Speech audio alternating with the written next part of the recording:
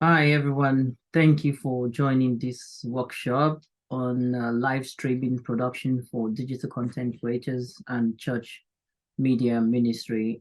I'm so happy that you are here to listen into this workshop, and it promises to be um, a very interesting one. And I'm very sure my co-facilitators are also prepared and ready to say some other things about live streaming, some of what I will say, and from another perspective, and some other in-depth content that we will be going to on live streaming. Thank you so much. My name is Samuel Adigun, and I'm just going to be talking for about next 20 minutes. All right, so sharing my screen now, and yeah, here we go. So live streaming, a production of live stream for digital content creators and for church media ministry. So if we are talking about live streaming, what exactly are we talking about? And what actually do we mean? And today, this particular segment, I'm going to be talking about introduction to live streaming, importance and growth of live streaming, target audience for content creators and for church media team, and then the equipment and setup. We'll be talking about the cameras and video equipment. Also, I will be talking about audio setup and microphones, lighting techniques, internet connection and bandwidth, computer and software requirements. I might not dwell too much on that. And then I'll also talk about hardware and software encoders. Okay, so if we talk about the importance of live streaming, between you and I, at some point, you must have interacted, you must have created something that you live streamed, or you have consumed something that's been live streamed, you know.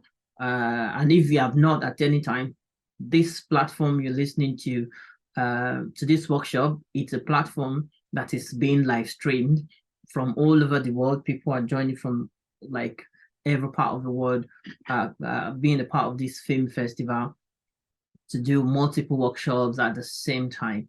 Yeah, when we talk about the importance of it and then the growth of it, if you look at the image on the screen, it shows a very old camera and then shows Facebook and says live.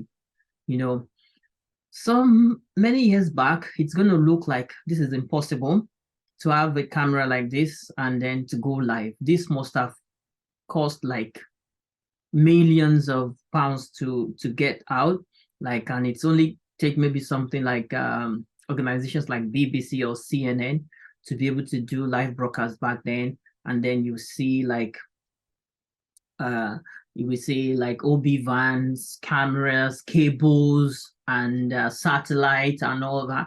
And the broadcast doesn't reach the entire world. Probably it's just reach a particular region through the satellite or through their TV channel or whatsoever. But what we currently have from the comfort of your home, from your mobile phone, you can reach the entire world. So live stream is a very, very important thing now that is being used by everybody, whether actively consuming it or passively. You know, you just watching anything live, or you yourself you want to stream, and then beyond being live you can still leave it online for people to come back and watch it over and over again. So I want to say live streaming has become an integral part of the digital landscape, and it has revolutionized the way we consume and produce content.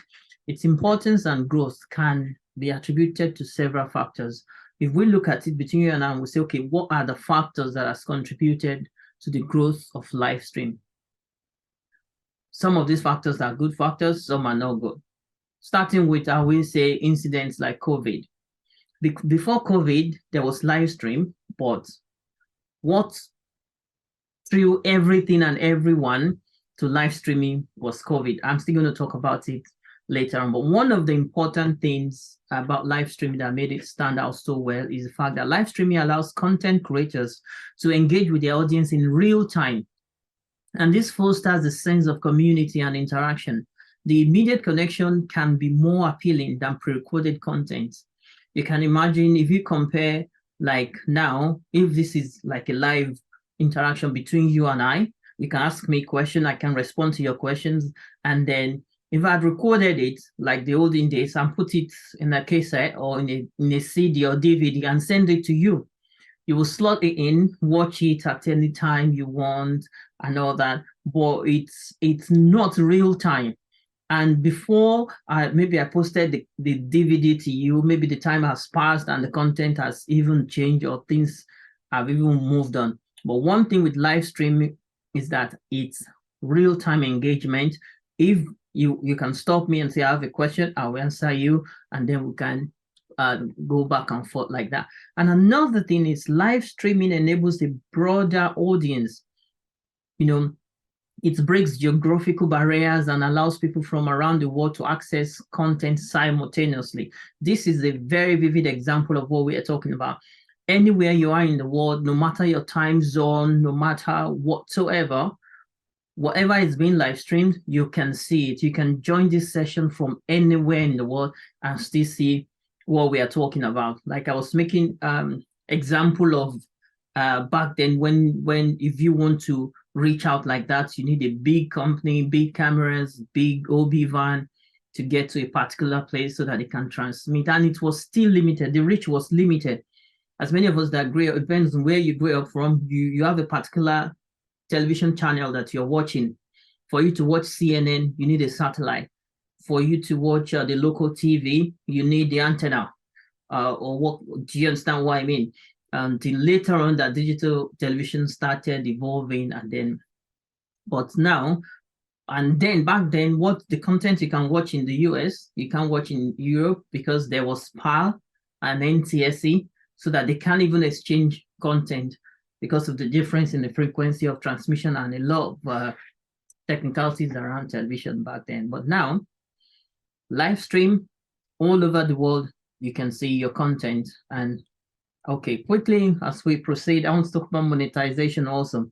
And then if you are creating a content and you're live streaming it, you can monetize your live stream through various means, including adverts, sponsorship, merchandise display and sales, and then donations from viewers, you know. So that's another way that people make money. Like apart from pay-per-click, apart from maybe YouTube or Instagram displaying adverts intermittently on your stream, people do endorsement, people do like influencing, you know, and people get a lot of money about it. I'm hoping that one of our facilitators is still going to dwell much on this, but I'm just going to go through it quite fast. And then another thing I want to say about importance of live streaming is virtual worship. For church media teams, live streaming has become a vital tool for reaching and engaging with their congregation, especially during times when in-person gathering are limited. You know, I was talking about COVID the other time, and there was a time that there was lockdown. Nobody can congregate. No one can go to church. At that point in time, we had people live streaming and then preaching the message of, oh, you can watch from home. And then, in fact, it was so funny at the point. It was just myself and the pastor in the hall. And then we had to be so far from each other. And then the pastor was able to reach out. And then when COVID was gone, I think live streaming has come to stay. So most people right now, they say, oh, I worship from home next Sunday and I'll come this Sunday. And, you know, it has come to stay. And it's not a replacement for real life worship, but it's supposed to be an enhancement to enhance it. And it has really, really played a very supportive role in worship. And then events coverage. Live streaming is used to broadcast various events from gaming tournaments, concerts, funeral, birthday. Also, about during the COVID period, there were several funeral services that were conducted via live streaming, that people cannot even be at the event of their loved ones. You can't travel anyhow. You can't say you're coming from Nigeria to London. You can't go from London to Nigeria. People were getting married, and then you just the couple, and then you live stream your video. At least COVID cannot be transmitted through video, through live streaming. So that was like a safe way to participate and to engage one another. So I'm going to be very fast about it. Also, social media platforms and integration. Live streaming has become a part and parcel of social media, because before live streaming was common, there was social media. But what really sensitized people to social media is the fact that somebody is going live from there, and then people can do a lot of integration via social media. All right, then I'm going to quickly talk about your target audience. Target audience for live streaming. The target audience for a live stream is very important, and it goes a long way to determine your workflow and other vital decisions about the content. So, who you are talking to determines the language you speak. So, the person you are creating the live stream for determines how you make it, determines what you do, determines what extent that you go to make the live stream happen. So for content creators, general content creators, these individuals or organizations produce content for various purposes, including entertainment, education, news, and more. Content creators can use live streaming to build and engage their audience in real time. They may include YouTubers, Twitch streamers, podcasters, influencers, a lot. And just think of it. Universities then, they were doing online studying. People were engaging with their tutors online, and if you say people create content for TikTok, for entertainment, people podcast, people preach, and a lot of things like that. So those are the category of content creators. And then church media team. This is a very important part for us here on this platform, participating in this workshop. Many churches have embraced live streaming as a way to broadcast their services and events to a wider audience. This allows members and non-members to participate in religious services remotely, making it an essential tool for community outreach. I can't overemphasize this. We all know the impact of live streaming, like in church and religious propagation. A lot of people that wouldn't have heard about a particular pastor or about a particular church, but because of live streaming, people are able to engage. People are able to even worship, like with some churches that they are not even members of those churches. If you agree with me, this part of the world, I don't know about your side, there's a lot of ministers that they are really trending, like doing 7 a.m. in the morning prayers.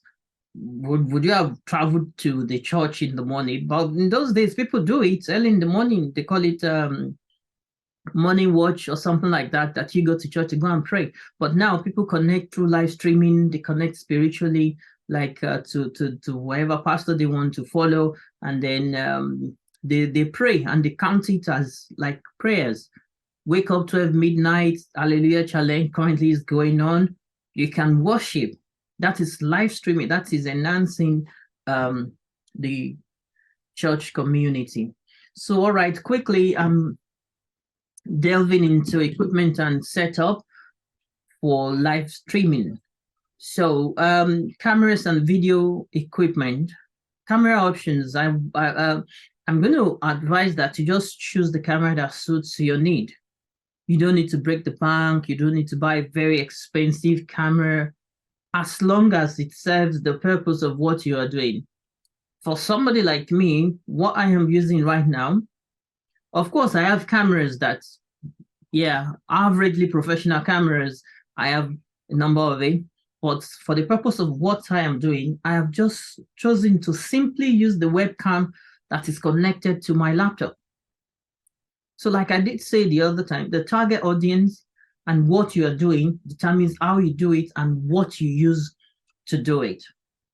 Do you understand what I mean? So I can't say because I have this camera, I want to use it. But what I want to use, the most effective way to use it is to use the webcam on my laptop. And that's what I'm using to deliver this workshop.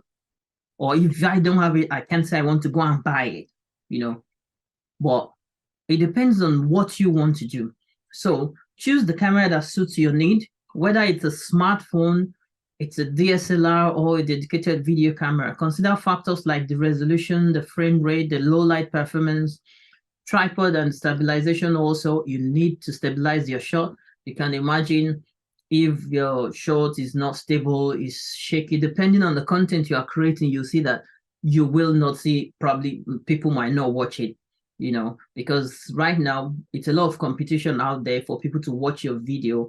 You know, you need to do a lot and do it as much as professional as you can. So try and ensure a steady, professional looking stream. Use tripod or stabilizers to eliminate shaky footage, like I said, depending on what you're doing. When you need to use your phone, use your phone. When you need to use your webcam, use your webcam. When you need to get good, proper camera, get a good and proper camera. So audio setup and microphones. All right, I will be very snappy with this because I might not be able to delve into it, but I don't know if there's a possibility of getting the slides later. I can make it available if the organizers say so. Okay, so microphone types, you can select the appropriate microphones for your setup, such as lavalier microphones, shotgun microphones, and USB microphones. And at times, when you have multiple audio inputs, that's when you talk about mixers. Let's say you are doing a live stream that you are playing audio from a different source, and then you have multiple microphones and all that, then you need to be able to mix the audio. That means you're able to tell which camera or which audio is live per time and at what volume. So to get a balanced audio, you need that. You can choose clip mics, lapel mics like this, that you can just clip to yourself. And at the same time, you can use your laptop microphone. You can use your phone mic, and as long as it gets what you want to do, as long as it gets it done. So lighting techniques, we definitely, some other workshops will be talking about it. So it's the same techniques that we apply to proper video production that we apply to live streaming also, where light is concerned. And then key light, field light, and backlighting. I won't dwell too much on that. And then internet connection and bandwidth. High-speed internet. A very reliable internet connection is required for streaming. You know, you have to consider the wired connection for stability. If you rely on Wi-Fi, anything can happen in the air. You know, you can't tell. And then you need a good bandwidth. Check your bandwidth requirement for your chosen platform, and the codec that you're using also. If your delivery doesn't require doing 4K, don't say you want to stream 4K, you know, and you can do HD, you can do 720 HD as long as it's delivered smoothly. Good engagement from the audience matters, rather than doing high quality that your audience, your stream is buffering and you can't deliver it. So it's good. Internet bandwidth is important. Then computer software and requirements. You need to use a computer with sufficient processing power and memory to handle encoding and streaming tasks. You need a very good laptop to be able to do this. So quickly, and on the final notes, as I round up, I'm going to be talking about encoders. We have software encoders, and then we have hardware encoders. If I'm not able to say much or finish everything right now, during question and answers, you can come around and ask questions about it. So software encoders and hardware encoders. So software encoders are computer applications that provide a flexible and cost-effective solution for encoding, streaming audio and video content in real time. These encoders use processing powers of your computer to compress and transmit your media content to live streaming platform. Simply that you're just connecting from your analog video, you digitize it, send it into your computer, and your computer is the one doing the encoding for you through the application. Several options of this is OBS, Streamlabs, XSplit Broadcaster, vMix, Wirecast, Adobe Flash Media, XSplit Game Master. A lot of them, you can research more on it. So each of these software encoders has its own set of features, advantages, and limitations. The choice of software encoders depends on your specific needs, the complexity of your live streaming setup, your budget, and the platform or platforms you intend to stream on, because some or most of them, they allow you to stream to multiple platforms. And then hardware encoders are specialized devices. They are designed to encode video and audio content for live streaming. They provide a dedicated solution for processing and compressing media content, ensuring a stable and high quality stream without putting too much strain on your computer or on other equipment. Here's what you need to know about hardware for live streaming. You just need to know what you want to do. Will your laptop be able to carry it? Or do you prefer to do encoding separately before getting to your laptop? And then you can combine both. You can do your encodings on your hardware encoder and then send it to your laptop to do finishings on it, because it all depends on your workflow. It's important you understand what you want to do and what's required. Example of hardware encoders are Blackmagic Design, ATEM, ATEM Mini Pro, ATEM Extreme, so series of that. And then there's Tardec VDU series, there's LiveView, there's Ajayi, there's New Tech TriCaster, Epifan, Tardec Cube, a lot of it, so it all depends on the budget. And there's this new one called YOLO Live, YOLO Box, YOLO Live. That one is like all in one and it does wonders. You can put in multiple camera sources into it and then it's still going to stream it. So these hardware encoders come in various forms, including compact units, rack-mounted systems, and portable devices, allowing you to choose the one that best fits your live streaming needs. When selecting a hardware encoder, consider factors such as the number of input sources, the streaming platforms you intend to use, and the specific features that align with your requirements and budget. By following the recommended equipment setup guidelines, content creators and church media teams, they can create high quality live stream that engage and connect with the target audience effectively. Underline that word effectively, because what you want at the long run is to be effective with your live streaming. That means what you want to get out, you're able to get it out to the people you want to get it to. That's absolute for you to be able to achieve it. And I'm very sure that after this workshop with my co-facilitators speaking also, and then with the question and answer session, you will be able to deliver such at the long run. Thank you very much for joining this workshop. If there's any other thing, sorry, I really had to rush it. It's a very short time for a very broad thing to talk about. So for anything during question and answer, I'll still be here to answer the questions. Thank you very much. Thank you. All right, thank you very much. I'm so glad to be here. And I want to thank God for this privilege that I have to be part of this workshop. And thank you very much, my co-facilitators. And I want to say a very big thank you to the festival team for having me. God bless you all. Now, I'll be talking on the segment of the team that says live streaming production for digital content creators and church media ministries. And just as my co-facilitators will be dwelling on some other aspects, I also dwell on three key aspects. Live streaming platforms. I'm going to talk about pre-production, what we need to do before going live, and at the same time, I'm going to talk about the legal framework to support or to protect your live streaming. All right, let me quickly share my screen so that we'll get into it ASAP. Good. All right. Thank you. I believe you can see my screen. Yes. So under this live streaming platforms, I'll be talking about streaming platforms, choosing the right platform for your goals, and setting up account and profiles. Setting up account and profiles. A live streaming platform is a website, application, or software that allows you to broadcast live videos.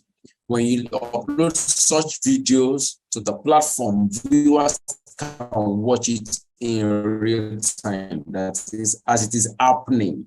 No live streaming platforms are available, and each one comes with its own unique features and target audience. Some of the most popular live streaming platforms, I'm going to be talking about them in a minute. Twitch. Twitch is a live streaming platform that is primarily focused on gaming content. Twitch users can stream themselves playing video games as well as watch other people play games.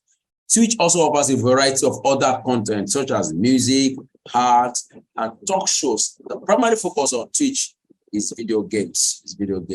Then we have another platform, that's YouTube Live. This is a live streaming platform that is owned by Google.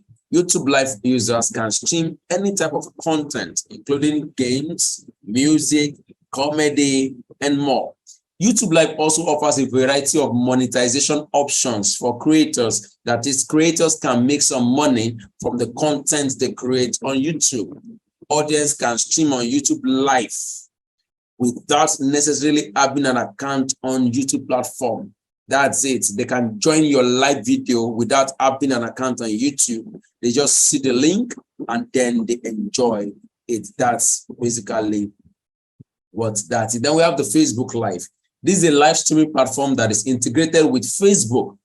Facebook Live is one of the most popular live streaming platforms. Its users can stream live video to their friends and followers on Facebook, and this can they can broadcast any whatever type of event, of content that you want to, from what is happening live, to performance, to question and answer, to virtual events, to church services, to programs, to crusades, to evangelism. You can go live anywhere you are, anywhere you are. So besides going live on Facebook page to broadcast any type of content for free, you can also broadcast in a group or in a page.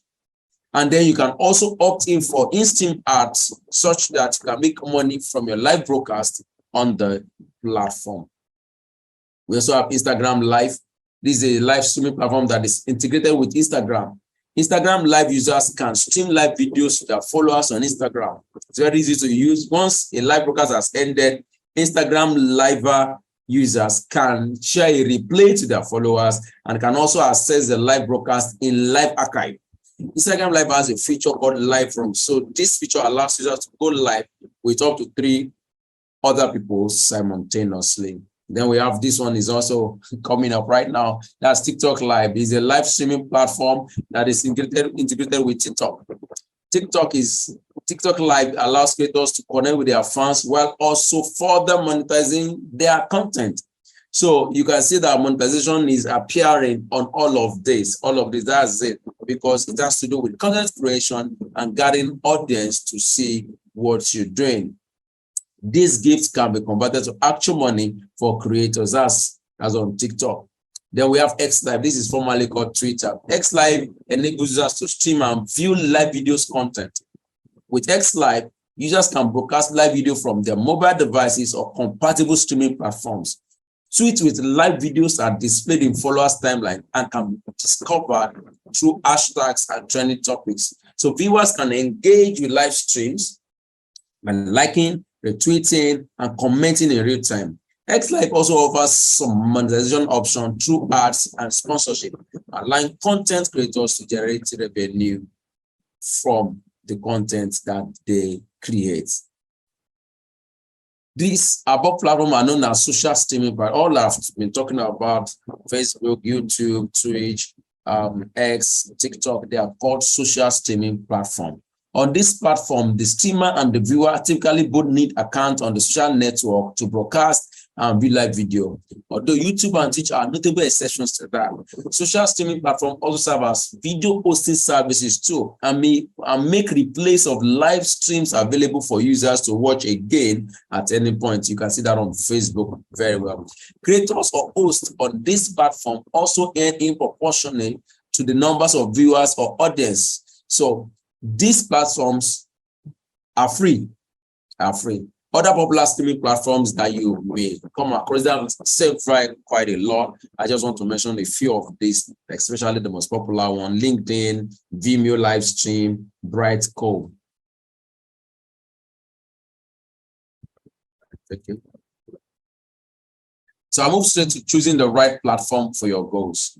As a digital content creator or church media minister, choosing the right platform for live streaming depends on your specific goals, your target audience, your content type, and resources. Therefore, it is important to consider the following factors. I'll quickly go over them. I have a very, very limited time. That's why I'm trying to make it very snappy. Now, define your goal. Define the purpose of your live stream. Are you streaming for entertainment? Are you streaming for education? Are you streaming for evangelism? Are you streaming for marketing or communication? Clarify your goals, such as reaching a broader audience, engaging with viewers, or generating revenue. These goals has to be clear. Whatever you want to do, first, define your goals. Define your goals. The next is your target audience. Who are you trying to reach with your live stream? Consider the demography, the interest, and the online behavior of your audience. Research where your target audience spends their time online. Choose a platform that is popular with your target audience. This is important. What's your goal and where are your target audience? Content type. Determine the nature of content that you want to be streaming. Are you streaming games, music performances, webinars, or personal vlogs? Some platforms are more suited to specific content types, e.g., Twitch for gaming, Zoom for webinars, and YouTube for vlogs. Monetization option. I said I'm going to talk about this in a minute before. So the monetization is a primary access of how you can get revenue from your content, and this is good because when you create content and you get audience to see them, you can make some revenue. This may include ad revenue or donations or merchandise sales or subscription models. Understand the platform's revenue sharing policy. At times, many of us, for instance, investors on YouTube, they put in the content and boom, the content is viral, but they didn't even monetize the whole thing. And therefore, nothing is gotten as a revenue from that. In terms of service, carefully read and understand the term of service and community, in YouTube, it's called community guidelines and policy of each platform. Ensure that your content aligns with the platform rules to avoid potential issues. Consider your budget and resources. And available resources that you have. Some platform may have associated costs, such as subscription fees or equipment requirements. Weigh the cost against potential benefits. So the thing is, from the beginning, I said, what's your goal? What's your goal? Your goal will determine your budget. Your goal will determine your resources. Your goal will determine your audience, your goals. So you need to know who you want to reach out to. Once you have chosen a live streaming platform, you can start creating and sharing your live streams. Be sure to promote your live stream in advance and interact with your audience during your streams. This is very important. Very important. Setting up accounts and profiles. This is where you get involved very well. Setting up an account or profile typically involves creating an account on the chosen streaming platform that you have chosen for yourself. And then you need to customize that profile to reflect your branding and content. You can set up accounts as personal or professional, informative, and engaging for live streaming as a content creator by following these steps. What I'm saying is there are these steps I'm going to be talking about now. If you follow it, then it's easier for you to quickly set up your account and your profile. Now, choose a live stream platform. We said that before. You already know there are many different live stream platforms available, and they are there. They come with its own target audience, type of content you want to live stream. So choose a platform. Then create an account on that live streaming platform. You need to register either with your mail or so you need to register. Email address, your name, you create a password, follow the verification steps, which may include confirming your email address or mobile number. And importantly, I want to add this, you can do a two-step verification for your account. So it's important for the security of your account. So now, after you have chosen your platform, you've created an account, then set up your profile. Once you have created an account, you can start setting up your profile. This will include pictures and banners, flyers, something that represents your brand.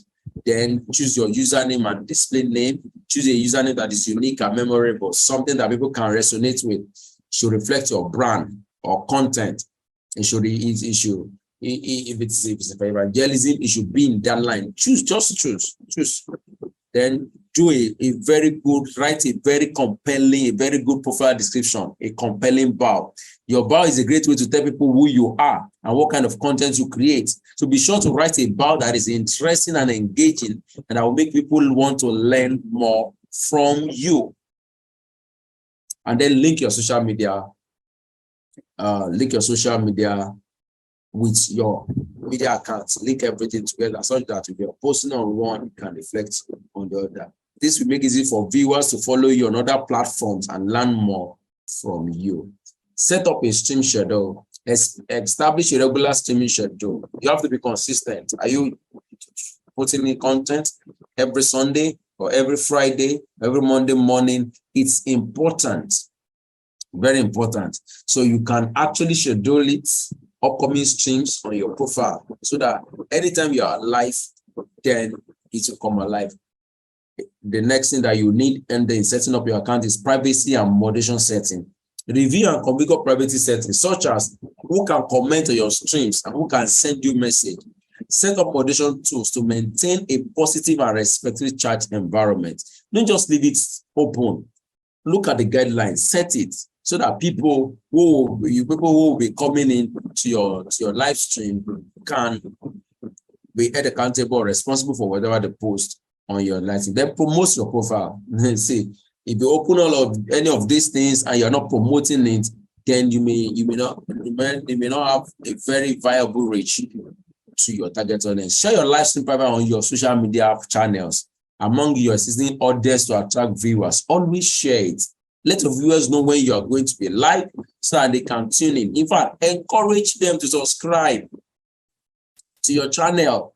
Tell them to subscribe, like my channel, please comment on it, and then you can do some bonuses. If you do this, I will send you maybe my new ebook. Just promote your profile, promote it, promote your brand, promote it. That's one of the ways that you begin to get more people or more subscribers. And after you have done that, I want to say start streaming. I want to believe you are getting it. I hope I'm not too fast. Sorry, it's just because of the time, and there's quite a lot to talk about. Now, the next segment is pre-production, and here I'll be talking about creating graphics and overlay, setting up scenes and transitions, the equipment you need, the softwares, and then preparing for technical issues and troubleshooting that you will require. So creating graphics and overlays, these are the visual elements that you add to your live stream, such as logos, banners, frames, lower thirds, alerts, and countdowns. This element can have a significant impact on the quality and the aesthetics of your stream. So these are important. It's important to design graphics and overlay carefully and strategically. How to design graphics and overlay? Number one, define your brand identity and message. Consider the values, personality, and tone of your brand, as well as the goals and objectives of your live stream. Secondly, think about the benefits and solutions that you offer to your audience. This will help you determine the style, the color, the font, and imagery of your graphics and overlays. This is very, very important. Also align graphics and overlays with your brand identity and message. Use constant colors. Don't just change things over and over. Your logo, your fonts, your colors must be consistent. Match them with your website. Have a team, have a brand color, and so that you can use that across all your marketing materials. Make sure your text is clear and concise, and it's conveying the message and value proposition without cluttering the graphics and overlay. Don't just jump everything together. Let it be distinct. Have a brand color. Use relevant and appealing images that support your messages and resonate with your audience. And avoid using generic or low quality images. Avoid using distracting or annoying effects, as well as static or irrelevant graphics and overlay. Don't just jump pack everything. Be creative with your overlay. Be creative with your overlay. That's what that is simply about. Now, scenes and transitions in live streaming. Since our visual template that show various elements on screen for the audience.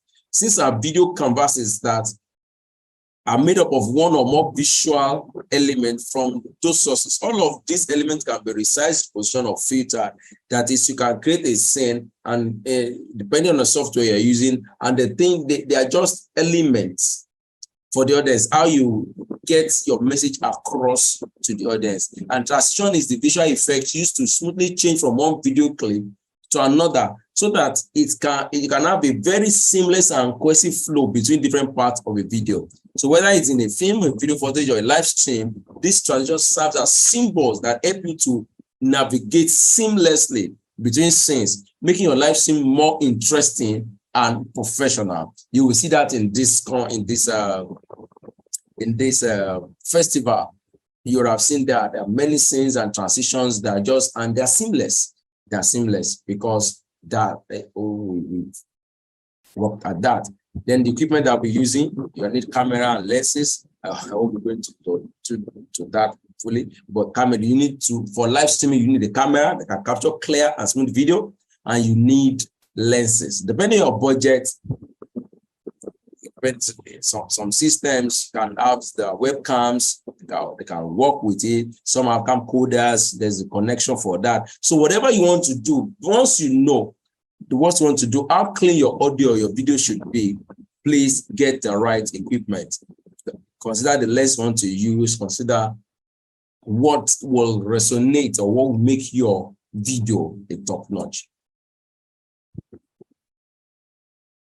All right, microphones and audio mixers. These are very, very needed. You need to test your microphone so that it can deliver crisp and balanced audio. You need a microphone. You need something that can take sound and equipment, sound card. You need all those things to have a very, very good sound. You also need to consider the mixer you are using. In fact, if it's a big live stream, you have to adjust the volume, gain, equalization, and effect, and add your audio sources. These are very, very important, very important. But excellent, if it's your mobile device that you're using, you can use the microphone. Lighting and backgrounds, I want to tell you, this is what will make your video to come out fine. You need to pay attention to lighting and background setup. This will enhance your video appearance. The lighting you use can affect the brightness, the contrast, the color, and the mood of your video. So depending on your location and budget, please invest in lights. Light very well, so that the video will come out in top notch, a very good quality. That's fine. Then the software, you need softwares for live streaming. That's it. There are many ones that are paid for. You know, an encoder. An encoder can either be hardware or software depending on your preference and performance. So an hardware encoder is a dedicated device that can encode faster and more reliably. It may be expensive, but you need encoders and softwares. There are also free softwares that you can use for live streaming. One that is very, very useful is OBS. It's OBS, Open Broadcast Software. OBS Studio is free. You can download them, and you can download it, and use it for your live stream. There's Wirecast, there's vMix. Some of these software are paid for, while some have free usage. Prepare for technical issues. And troubleshooting. So test your equipment and connection before you start your live stream. Prepare for a backup. These are things that you should test them. And if there's a need for you to get some things beforehand, You go for a backup. That's very important. Confirm you have a very good internet. Just check so that nothing interferes with your live stream. I think my time is almost. How can I quickly focus on it? Let me quickly rush through this so that because it's very, very important. Legal and copyright and license considerations, permissions for music and multimedia, and privacy and GDPR compliance. This is very important. It's very key. I talked about monetization the other time, and monetization is for original content, something that you own, something that is not copied anywhere. So that's when you can monetize. But when you copy and when something is already copyrighted, someone has a copyright to it, if you put that in your live stream, it can affect your monetization. There are many options that are available. It can get to a strike, especially if it's on YouTube. It can affect your monetization. You can say your content that you have worked hard to prepare cannot be monetized like that. And there are times that these things will just be mooted in some regions. They won't just fly.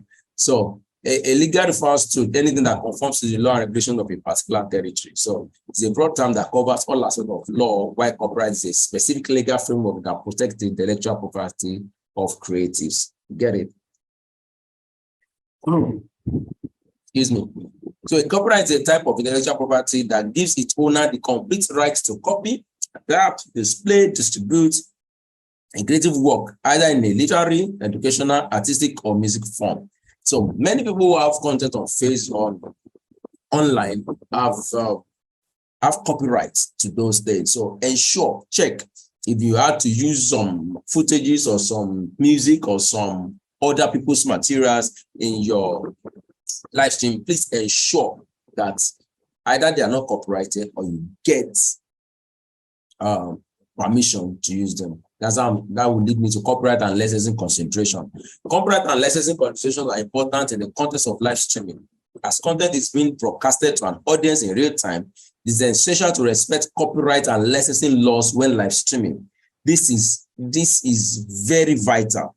This involves understanding the right associated with the content you are using, obtaining proper permission or licenses when needed, and complying with the rules of the streaming platform you are using to avoid legal issues. And here is how they apply copyrighted content. The content of any copyrighted material you plan to use during the live stream, such as music, video, clips, or images. Making use of copyrighted materials without proper permission can lead to copyright infringement issues. So obtaining licenses or permission from copyright holders should be considered. Then we have licensed content. Licensing a legal agreement is a legal agreement where the copyright holder gives permission for others to use their work under specific terms. So is that material a licensed content? Have you approached the owner so that you can get what guides the use of that content? Then we have materials that are public domain and fair use. Public domain content is free to use without restriction. So check, this is a public domain. It does not have any copyright protection. Well, fair use is a complex legal document that allows limited use of copyrighted material for purpose of maybe criticism, commentary, or education. So check if you are going to use any other material apart from the one you create. There's another one called attribution. This is the act of giving proper credit or acknowledgement to the original creator or source of a work, idea, or a piece of content. So when you use their material, you credit them. And if you are using the material under that requires attribution, make sure to provide proper credit to the copyright holder during your live stream. Because when you don't do this, you breach the term of the license. Also, streaming platforms, some of them may have their own policies and tools for handling copyrighted material. So get familiar with these policies. Don't just go online and then you get strike all over everywhere. Please ensure that you read the policy policy for all of these platforms so that you can enjoy all that it has to offer. There is also what we call user-generated content. Under this, The user created content is any form of content created and posted by users on online platform. If your live stream includes content created by others, ensure that you have appropriate permissions to use the content. You can see what I'm saying here is that please, if you're going to use anything, please ensure that you get proper permission to use them. Seek legal advices. If you are uncertain about copyright issues or licensing, please get someone to give you guidance. For a church, we say church media ministry and content creators, please, they are royalty-free music. When it comes to using music and media in your live stream, is essential to obtain permissions. Just get permissions. They are royalty-free music, they are licensed music, they are direct license. Any licensing that involves any of your or any of the materials you want to use, please check. These are just part of what I've said before. So please, if no matter the material you want to use, please ensure that you get legal advice, or make sure that you agree with the terms and conditions guiding usage of the materials or content that you want to use in your live stream. Now, I think that's the final one. Privacy and GDPR compliance. GDPR is General Data Protection Regulation, and is a comprehensive European Union regulation that came into effect in 2018. It means adhering to rules and requirements set for when collecting, processing, or storing personal data. So please, if you're going to use any material that has some privacy, please make sure that you have privacy and GDPR compliance in live stream. This will protect your data and the privacy of your viewers. I think that's just simple. Please do get transparency and consent, data minimization, data security, third-party tools. Sorry, I just have to rush that. Others engagement, if you interact with viewers by displaying user-generated content, ensure you have their content to do so. You always see this when you're online, that, oh, this so permission to record, permission to go live. These are things that are already imputed in some of these platforms. So please just be acquainted with all of these things, and then you will have no issue with your live stream. Please, live stream is good, and you enjoy the benefits if you do it well. Thank you. Thank you very much. I really appreciate you for this time. Over to you, sir. Hello, good afternoon. My name is Kofo Obafisoye. I'm here to share with you about the good ethics or the good practices for live streaming. Globally, everybody's streaming nowadays. Everybody has become a broadcaster, so to speak. So you have people broadcasting from every part of the world using devices, using mobile devices, using cameras, or using their laptops or their desktop to broadcast. And it's becoming a global thing that anybody can do. But there's some particular, I would say, rules, not really rules, but things that I would say you should follow, ethics I would say you should follow when it comes to broadcasting. And it's quite important that if you want to engage your audience effectively, that you adopt this I would say pointers, and they will help you, and they will help you in gathering more audience and in being an effective broadcaster, an effective presenter, an effective communicator. So it's quite important, when you're doing this, that you understand, number one, why am I doing this? You're doing this because you want to communicate with your own audience out there, to make sure you engage with them, and then the best thing is to do it effectively. Well, if anything that's worth doing is worth doing well. So you want to give it your best shot, and I'm hoping that this will be of help to you. Now I'm going to go through this slide just to kind of, give you some pointers on what to do when you're about to stream live. Okay.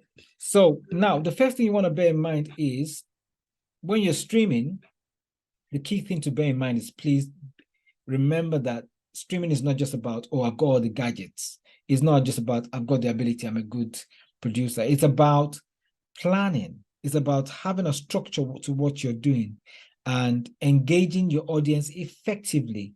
with what you have. You might have you might just have a mobile phone and be a very good and effective communicator compared to someone that has all the gadgets and can't still make sense of what they're doing or is not really engaging with their audience. So it's quite important. So it's a 50-50 thing. Don't think because I've got all the kids I can do it, or don't think because I've planned I don't have the kids I can do it. You have to have a good combination of both, and then you're guaranteed that you get a good production out there. Now, what are the key things to do? You plan to stream? Okay, then you need to have a title, have a concept. What do I mean by that? Have an idea. What's your idea? What do you want to? Okay, you want to talk about salvation. You want to talk about healing. You want to talk about how to raise a child. You want to talk about how to overcome pain. Whatever it is, your topic is. Have an idea in your mind. Know who your target audience is. Have a plan of action, and then execute it.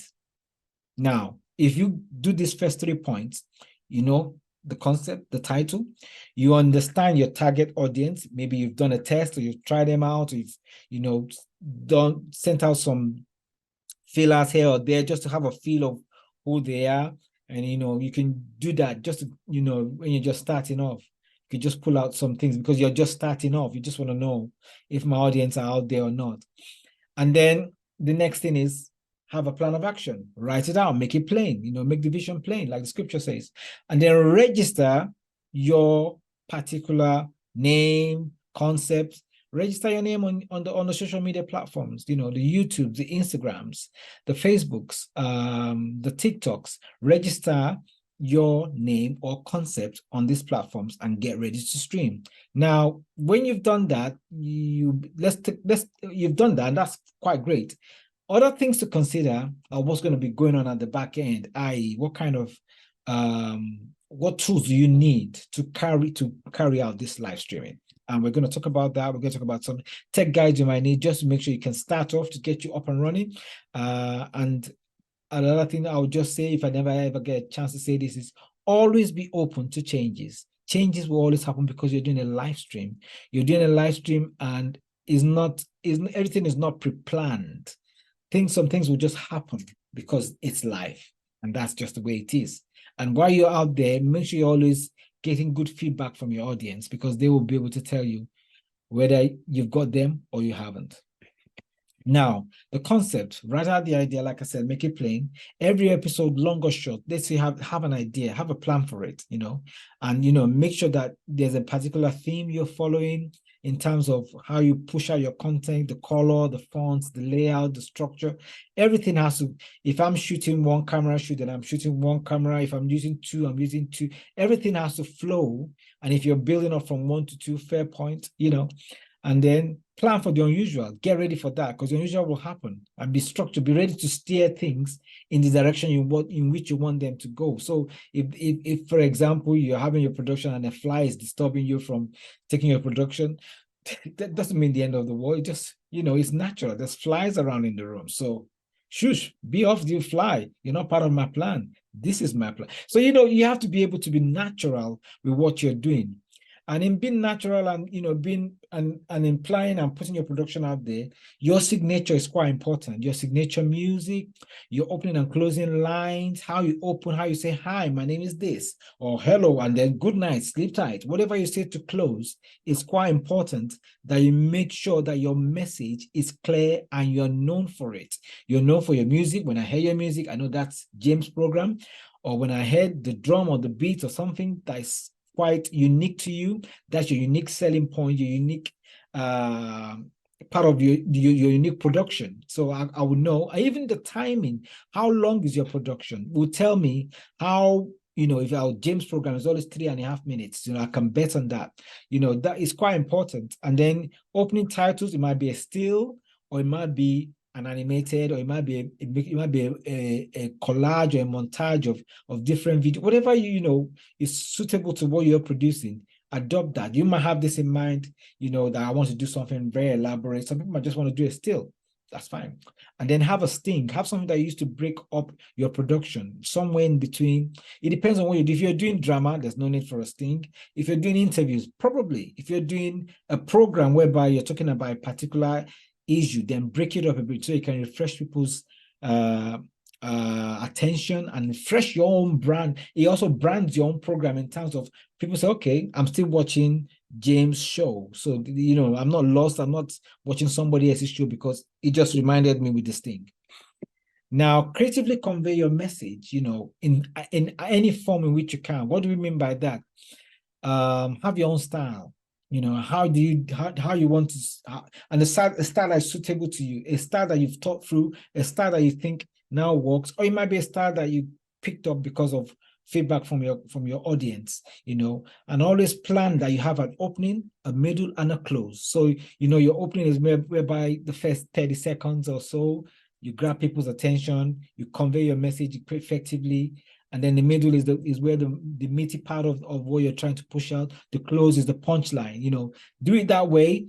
Always, people always know you for that. And if it's a shorter one where you don't have that time, then push out what you have to push out as soon as you can, because attention span on the internet is shorter nowadays. People have less than a minute to look at what you're doing to be sure that they're going to stay with your program. Less than a minute. And, you know, you want to make sure that within the first 30 seconds, you've got their attention, you know, so take advantage of that. And if you're doing anything live and you thought, okay, live works, but I want to add something that I've produced before, that was already produced before the live event, then take advantage of that. Or have sessions whereby it's just post today, it's live tomorrow, or vice versa, you know, something of that nature. It just breaks up how people, you know, understand. They know that you're not just making it all up and, you know, having it all structured and polished. Sometimes you just do it as it is, you know, life as it is. And that's what live streaming is all about. So convey your message effectively. And then, to be honest, it can be written or it can be on the fly. It just depends on what suits you, you know. Always have a call for action. Call for action is quite important because that's where you engage with your audience. If you don't call for action, people will not respond. You need people responding back. You need to know, am I hitting the right spot? Am I hitting the soft spot with you? Am I doing the right thing? Are you getting my message? Those are the kind of things you want to know. What do you think about this? Are we going the right direction? Is my thinking along the same thinking with your thinking? Those kind of things keep your audience engaged and take advantage of their feedback. This might give you an opportunity to create something totally different from what you even planned out from the beginning, and take advantage of that because that might be an opportunity to create more content. Now, tools of operation. What are the softwares? What are the hardwares? And you need to be current. That's why I said be aware. You've got encoders, you've got physical encoders, you've got software encoders. What are these? These are tools that you use to transform your content into digital format so it can be streamed. So you've got softwares like Restream. You can always Google all of this. StreamYard, Mimo Live, OBS Broadcast, Riverside. These are tools you can use to stream your content, be it on YouTube or Facebook. And if you're using Instagram, then you want to access InstaFeed or you want to access a Yellow Dog so that you can now, you know, use that channel to do casting. Let's say you're now producing on YouTube and Instagram and you want to do it at the same time without doing it one after the other. You can use InstaFeed and Yellow Duck to do your multicasting as well, so that it become part of what you take into Restream to broadcast. Now, in terms of, you know, we're talking about producing content whereby it's already pre-produced, like post-production. Now, tools that you can use out there, they're tools that are relatively cheap to use. I'll start off with CapCut, InShot, Adobe Premiere. CapCut and InShot are relatively cheaper. Adobe Premiere is subscription-based, so it might be a bit dearer. DaVinci is free. Final Cut Pro is a one-off buy for people that use Apple. And you can use all of these tools to cut your programs quickly and roll them out. In terms of graphics, you've got I'm just going to mention the basic ones, which is Canva. Affinity is not that basic. Photoshop is neither not that basic, but they're good tools as well. Photoshop is subscription-based. Affinity you can buy as a one-off. Canva you can buy as a one-off, but Canva has a free element of it that you can use as well. So you can take advantage of this. You know, use Canva to do your lower thoughts, the titles, your names and all that. If you're doing stuff like interviews, or even if you want to do anything, even some simple animations you can do in Canva as well. Now, microphones. In terms of microphones, you can use, I would say use omnidirectional condenser microphones because they will pick up your sound easily, effectively, no matter where you are. So you want to make sure you have a microphone that is reliable. And the microphones out there that you can easily plug into your laptop or PC now, they have USB feeds and they're effective. And in terms of your video cameras, you have DSLRs, you've got webcams, you've got digital cameras, you've got phones that you can use as a source to push out your content. So in some instances, your laptop might not have a camera like mine does right now, but you might have maybe to get a cheap webcam that you can just plug in USB base into your computer and then you start streaming as well. And then make sure that your room is well lit so that when you're producing your content, people can actually see your face or see whatever kind of production you're doing. Now, I'll just give you this as a tech guide. Make sure you'll be able to access your stream key or stream URL. It's important because you need this to put into your encoder to stream. I've talked about the cameras. So in terms of the frame rate, make sure it's 25 frames per second or 35 frames per second. Make sure location is well lit. Text and check your sound levels. Determine the bit rate, because what I'm talking about there is the bandwidth of, if you're in a place where the internet is not too strong, you might have to reduce your bit rate, and that will come up when you're going through your menu from your encoder to tell, okay, how much bit rate do I have, and how can I effectively can I stream, and then you just start streaming. Now, this is an illustration here of YouTube Studio. It shows you that you can easily stream. Once you have access to this stream key, you copy that stream key into your encoder, and then you use that to stream, because in most cases, you will need that if you're streaming to YouTube. By the way, just to mention this, if you're streaming to YouTube and you don't have an account before, even if you have a Google account and you've not yet ever used YouTube Studio before, the best thing is to make sure you register on YouTube so that you can stream, because it takes 24 hours. So if you go there today and say, oh, I've not streamed before and I want to start streaming today, they will tell you to come back exactly 24 hours from the day you register. So it's important to bear that in mind. Other encoders I have is Restream. Restream is a very good tool, but these are subscription-based tools that you might want to consider. If you can't do this one, then the best thing is either stream directly to YouTube, or you might even use what I have here, which is OBS Studio. OBS Studio, I beg your pardon. OBS Studio is a free software which you can now use to stream to YouTube, and everything is free. So that might be your first line of action. And with this one, you might be able to use more than one camera to stream it. So that's fantastic. Now I've got another example here, which is more or less an online tool. It's called Riverside. Riverside is another cool encoder that you can use to stream. You can use it basically for interviews, but at the same time, you can use StreamYard as well. StreamYard is a fantastic tool. You can even store your content online if you want to go back and access it for post-production. And then for the users of Apple or iOS, you've got Mimo Live for streaming. You can use it for broadcast as well. It's a fantastic tool, and it has lower thirds. You can have your stings. You can load all your playbacks on it, because that's another key thing about streaming as well. You might want to do playbacks. And when you want to do playbacks, you need to have somewhere where you can play the video from. So in terms of Mimo Live, Restream, OBS, you'll be able to play your videos back out if you have something you want to play back out. Now, in terms of microphones, we've talked about microphones. I've talked about microphones in terms of the camera. I just use this as an example because this microphone has a USB port. That means you can easily plug it into your laptop or desktop and you can start streaming. It's as straightforward as that. The levels come automatically. You have a control over it. You use your sound levels on your headset to reduce the sound, and you're good to go. And then you've got the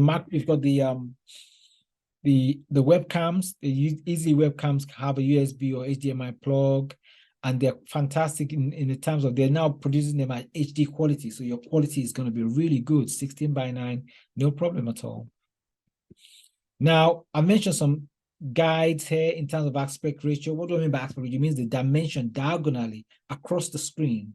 Diagonally, that's what we're measuring when we say 1920 by 1080 HD, which is the standard you want to push out really, or 1280 by 720. If you're in a position whereby bandwidth is really bad and you really want to push out your content, that's when you go for the SD quality. But mostly with the kind of data we're having access to now, you should be able to push out your HD quality without any problem. Make sure your sound is on 40 kilohertz, and then make sure your frame rate is 25 frames per second or 30 frames per second.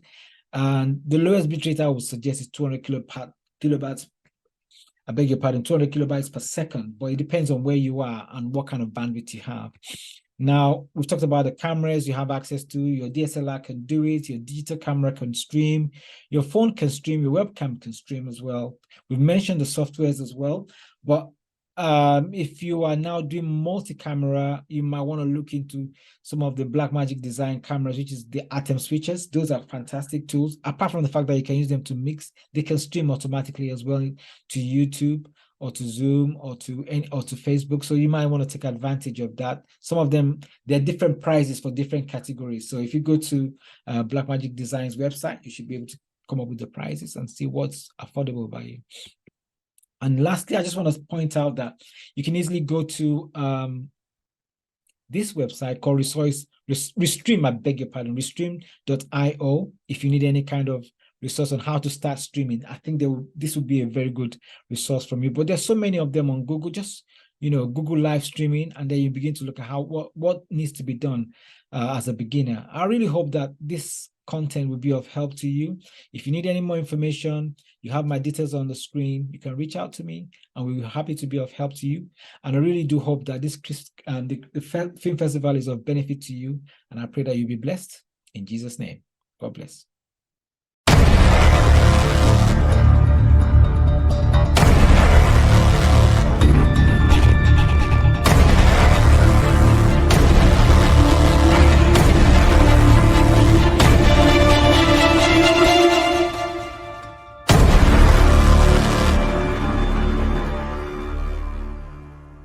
Hello, good morning, good afternoon, good evening from wherever you're watching from.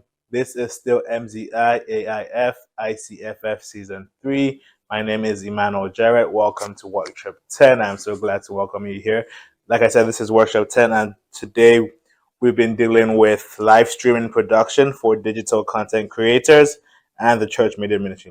This is a specialty session, so it's been led by different experts in the field of live streaming.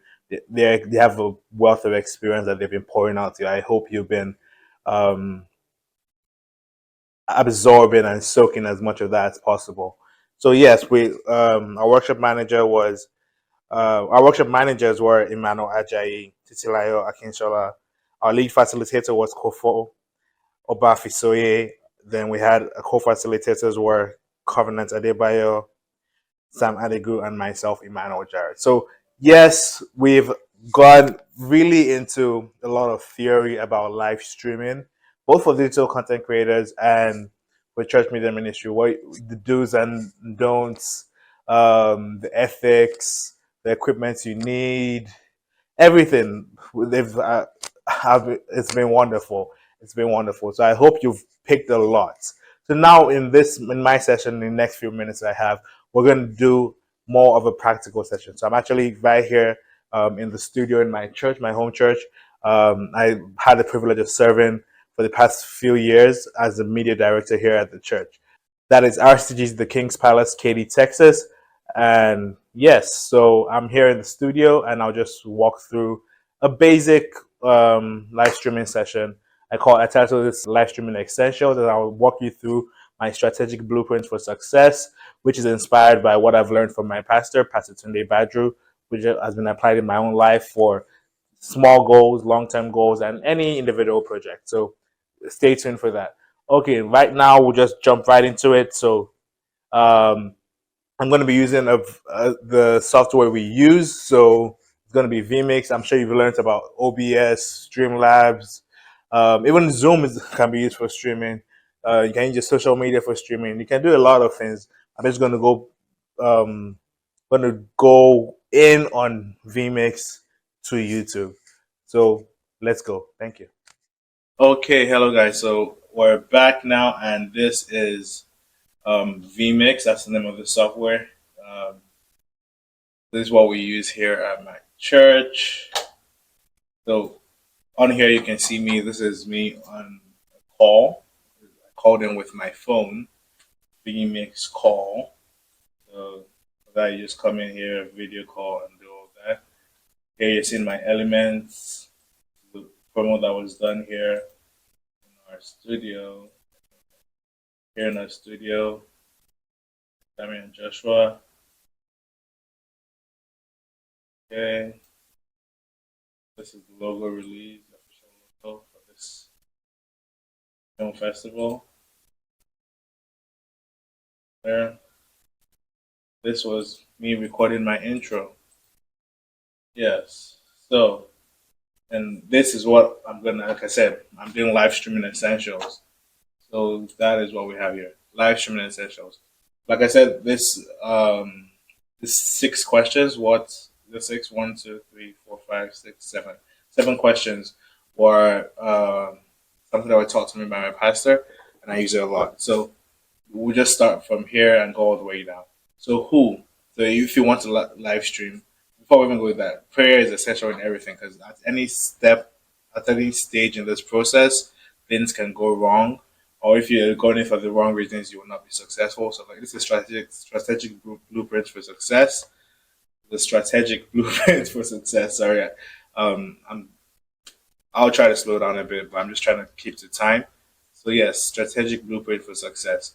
So as related to live streaming for production for digital content creators and church media ministry, you need to know your subject, your crew, your subject. Like who are you recording? Like who is being streamed? Who are you pushing out to the world? So that's your subject. Whether it's the pastor, then who is needed. So not just who is being recorded, but who is needed. The crew. Whether you need a crew to set up everything. You need the sound people, technicians, camera guy, crew. And you have your choir, you have your drummer group, and then anyone else that might go on stage, basically. Then your what? What is the content you're pushing out?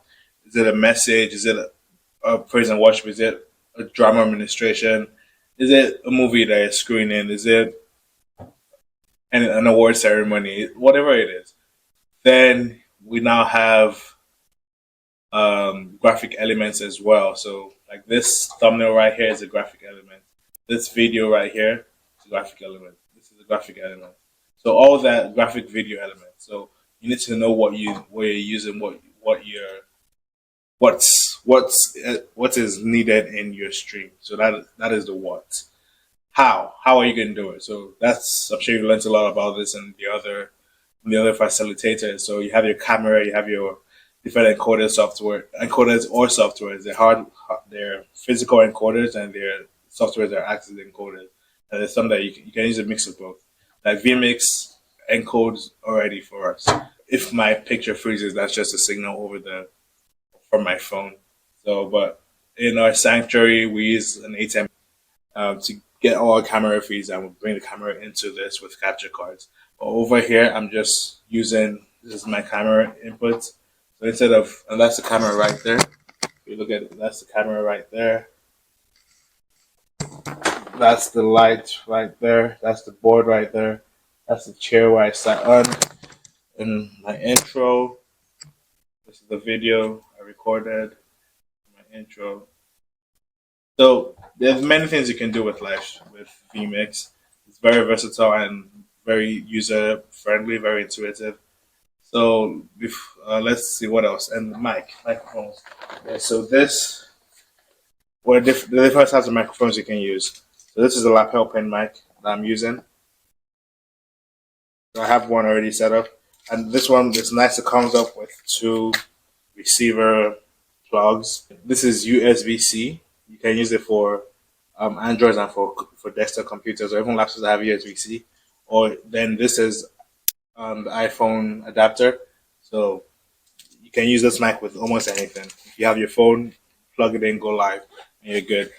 So as opposed to having a microphone, then having a mixer and just doing everything, that's a more, I wouldn't say it's better, but it depends on what you need to do. Then you need to have stable internet connection for your live streaming. So when I say stable, you need to have a wired connection. This is an Ethernet cable. You can look at that. That's what an Ethernet cable looks like. So any system you want to use must have an Ethernet port. So you can plug this in direct to your router. or to your internet provider. Then, like I said, the camera is coming in. The camera feed is coming in from there. That's the camera to a capture card, just like this one. Like this one, it's coming in as HDMI, and it's going into the system as USB. So it converts it from HDMI to USB and goes into the system. And yeah, so I'll just show you that right here. So this is the board. That's what the camera is seeing. I close this real quick. Come back here. Go to add inputs, camera, UHD capture. Capture. That's on the capture card. And that's in number 7. Put it up. That's that. So I'm gonna remove the audio. Yeah, so that's what you have. So on vMix, what you have on the right is what goes live. What you have on the left is not live. The preview. So I just finished how. So where and when. So this is both your location, where you're streaming from, and your destination, which is also your platform. So then, like I said, there are many ways to stream and many platforms to stream to. So now location is, so like how will this support many ways to stream? So like how are you streaming? Is it from vMix? Is it from Zoom? Okay, so now let's stream. We're going to stream from vMix to YouTube. So it's nice about vMix. It has multiple ways to stream. It has 3 outlets or 3 channels where you can stream to. So you have 3 destinations to stream to. And it's the same feed you're streaming to those 2 destinations.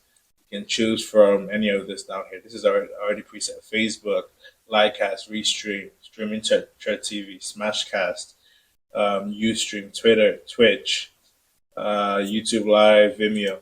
So we're just going to come here and go to YouTube Live. So I'm just going to get the stream key, copy it. So let's see, 6 AMW, copy.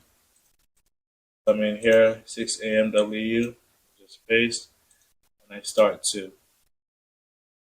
Now I'm streaming. And remember, I have internet connection, so that's this network access. So now this is live. If I want audio to go live, put on the audio here. Number 7, I come in here. Okay, let's use this one. Audio microphone. I come over here and press M. So M makes it go live up here. So M is master. That's what that is. M is master, so it makes it go live. If we come to YouTube and we refresh, okay, see that we're live. And let's see, and it says excellent connection. So let's play this video. What happens? Okay. The video is playing.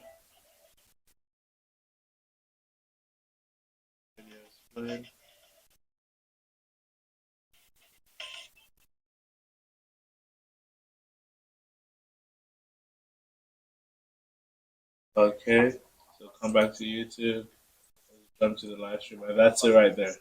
We're live. We're live. Okay, so that's enough of that. Now we've settled our where, and so when you need to have a schedule. So if it's a church, you have a schedule for your stream. You stream every Sunday or during the week. You have a set schedule. This allows you to plan properly and allows your viewers to plan, helps with your growing of your audience. When you have a schedule, people know when to join you, and if they see value in what you're doing, they will want to join at a certain time. They don't want to miss your stream. So you can advertise with that information. You can advertise with that information. So that helps you build your viewer base, your subscribers, whatever platform it helps you build your base. Okay, so now let's go to why. Why are you streaming? Are you streaming for evangelism? Are you a church? Are you spreading the gospel? Are you an influencer? Are you trying to make money from the internet, from live streaming? Then are you trying to build a brand? Or do you have a business already and you're trying to just get more customers? Are you just streaming for pure entertainment value? And there are different ways to make to monetize. I know it's been touched on, but let me just give a good example. So I'm sure you've seen a lot of influencers or people on YouTube just recommending products, and they tell you click the link in my bio, or click the link in the descriptions to get the product. So they describe it. So like now, I said you need a capture card for streaming. So this capture card right here, Magwell, I can go to Magwell's website and ask them for an affiliate link. So that affiliate link is what they would give me, and I put in my descriptions. Anytime I talk about the capture card, I lead people to my link and tell them to click on it, so they get a discount. So the customers get a discount, but I get a commission. So if it's going for, I think last I checked, it was going for $300 or $297. Let's say $300 for easy calculation. If it's going for $300, then my commission is 10%, or even if it's 30%, but let's say 10%. If it's 10%, that is $30 for each one that is sold through my link, because it's tracked to me. So everyone that buys a capture card from after watching my video, they earn me $30. So if I do 100 of those in 1 month, I get $3,000 in that month. So that's the way you can make money on from your live stream, or with YouTube. You can do with any platform really. X right now, Facebook. You can get money from allowing ads to run on your videos. You can get money from, like I said, brands. You can get money from donations from your viewers and subscribers because they like what you're doing. If it's a church, people can actually give through the streaming platform. So yes, it's live streaming production for digital content creators and the church media ministry. Okay, that is that. Then now the final thing, what if? So remember, this is a strategic blueprint for success, and we're not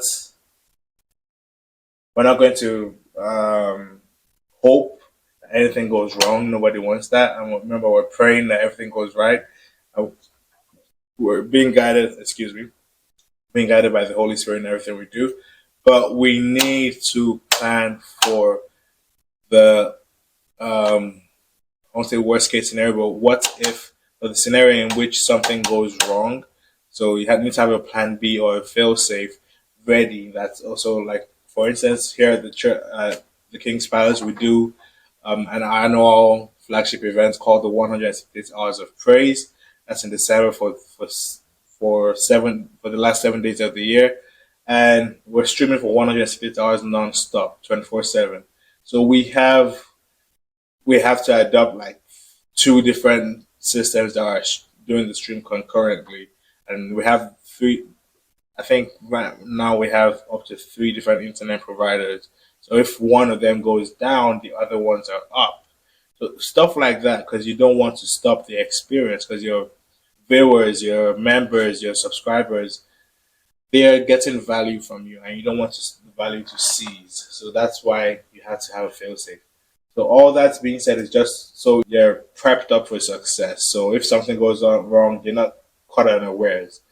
Okay, and before I stop, I just want to show you something, another feature of vMix. So like with the NDI and everything. So if you come in here, I can come and see any other system that is on. So right here, I have system downstairs, and actually I'm showing the last film festival award from last year. So I'm playing on the system downstairs. So that's what you see right here. So in that way, that's why we use that's one of the reasons we use vMix, because all our systems are on it, so we can get them through the network. That's what NDI means. It's the way to capture pass information through the network. That's all we see. All that. So whatever I'm doing here can be picked over there. Whatever they're doing there can be picked over here. That's another reason we use vMix. Yeah. So at the end of the day, live streaming is really not complicated, but it's good to do it the right way, and you're better off not running from it. There are a lot of examples of churches and just businesses that were not visible on the internet, on different platforms, were not live streaming, and they saw either loss of sales, loss of membership, and they were forced to close down just because of that during the lockdown, because people could not come physically into the sanctuary or into the storefront.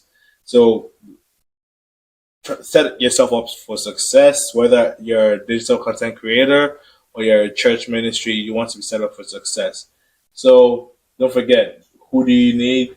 What do you need? Or what are you doing? What are you pushing out? How do you want to do it? What's the most effective way, efficient way? Where are you pushing out from? When are you pushing it out? Why are you pushing it out? And what if something goes wrong? What will you do then? So yes, so if something goes, you can record and just restream it or something. There's different ways you can go around the what if. Don't be afraid to start. You can start. You can fail fast, fail forward. There's nothing wrong with that. As long as you get started, you get better. You gain traction. So I just want to encourage everyone all the best in your endeavors. Thank you.